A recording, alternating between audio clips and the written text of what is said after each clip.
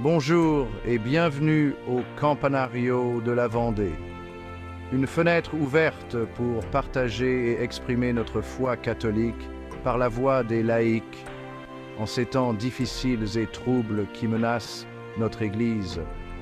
Je vous invite à remonter le temps pour comprendre ce que représente aujourd'hui pour les catholiques l'histoire de la Vendée, son témoignage et son héritage. Cette région de France, terre de collines et de vallées paisibles, était aussi un lieu de foi profonde et de tradition ancestrale. Voici le paysage de l'ouest de la France, une région chargée d'histoire et marquée par un passé tragique. Ici, nichés entre les champs et les forêts, se trouvent des villages au nom de Charette et de Lux-sur-Boulogne. Ces noms évoquent une époque où l'âme même de la France fut déchirée. Les cloches des églises, qui étaient autrefois un appel à la prière, devinrent un appel aux armes. Le peuple vendéen, profondément catholique et farouchement indépendant, se souleva contre la Révolution française. Ils se sont rebellés contre le gouvernement de Paris. Ils ont refusé de renoncer à leur foi et à leurs coutumes. Voici l'histoire de la Vendée. Une histoire de foi et de résistance. Une histoire de courage et de sacrifice. Une histoire qui ne doit jamais être oubliée. La Révolution française a débuté en 1789, promettant liberté, égalité et fraternité. Mais pour le peuple vendéen, la Révolution a rapidement basculé dans la terreur. Les révolutionnaires s'en sont pris à l'Église catholique, le cœur et l'âme de la vie en Vendée. Les prêtres furent persécutés, les églises fermées et les symboles religieux détruits. Les Vendéens, profondément attachés à leur foi et à leur mode de vie, refusèrent d'obtempérer. En 1793, ils prirent les armes, non pas pour un roi ou une idéologie politique, mais pour leur droit d'adorer Dieu selon leur conscience. Ils furent menés par des hommes tels que François de Charette et Henri de la Roche-Jacques-Lin, des hommes ordinaires devenus des chefs extraordinaires dans le brasier de la révolte.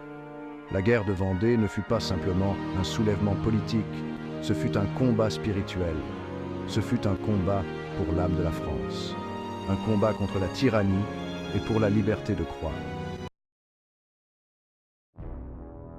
La République française, confrontée à des ennemis de toutes parts, déchaîna une force brutale contre la rébellion vendéenne. Le gouvernement envoya le général Louis-Marie Turreau pour mater le soulèvement. Ses ordres étaient clairs, faire un exemple de la Vendée. Turreau forma le bataillon appelé les colonnes infernales pour exécuter ses ordres. Ces colonnes, composées de soldats endurcis et sans scrupules, déferlèrent sur la Vendée comme une plaie. Les villages furent rasés. Hommes, femmes et enfants furent massacrés sans discrimination. Les champs furent brûlés, le bétail abattu et des communautés entières rayées de la carte. La Vendée devint un paysage de cendres et de désespoir. La terreur s'était durablement installée en Vendée. La Vendée, bien que meurtrie et brisée, ne s'est pas rendue. Le souvenir des martyrs, ces hommes, ces femmes et ces enfants morts pour leur foi, est resté vivace. Leur sacrifice devint un symbole de résistance face à la tyrannie et un témoignage de la puissance de la foi. Aujourd'hui, la Vendée se dresse comme un rappel poignant du coût humain de l'intolérance et de la force impérissable de l'esprit humain.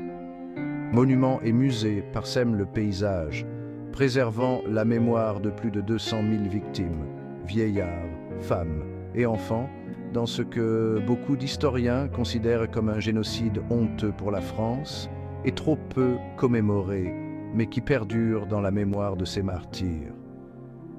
Le peuple vendéen a entretenu la flamme du souvenir, transmettant les récits de ses ancêtres de génération en génération. L'esprit de la Vendée perdure. L'héritage de la Vendée s'étend bien au-delà des frontières de la France. Il se dresse comme un phare pour tous ceux qui cherchent à vivre leur vie en accord avec leur conscience, même face à la persécution.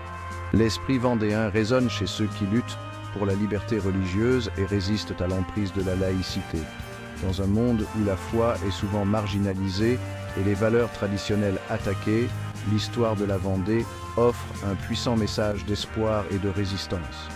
Le peuple vendéen nous rappelle que la foi peut résister aux tempêtes les plus violentes et que l'esprit humain, lorsqu'il est animé par la conviction, peut surmonter les heures les plus sombres. Son histoire nous rappelle que le combat pour la foi et la liberté ne s'arrête jamais vraiment.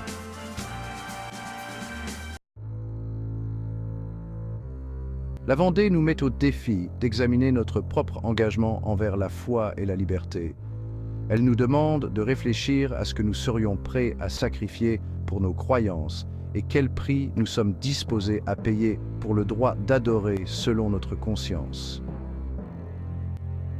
Les martyrs de la Vendée nous parlent à travers les siècles. Ils nous exhortent à rester fermes dans nos convictions, à résister à la tyrannie sous toutes ses formes et à ne jamais renoncer au droit de vivre conformément à notre foi. Ils nous rappellent que l'esprit humain, lorsqu'il est touché par la grâce, peut endurer les épreuves les plus inimaginables. Souvenez-vous de la Vendée, souvenez-vous de son sacrifice, et laissez son histoire vous inspirer à vivre une vie de foi, de courage et de conviction inébranlable. Le combat pour la foi et la liberté continue. Menons-le avec le même esprit que les courageux hommes et femmes de Vendée. C'était le Campanario de la Vendée. Laissez-nous un j'aime et rejoignez-nous en partageant cette vidéo. Au revoir, chers guerriers du Seigneur, et que Dieu vous bénisse.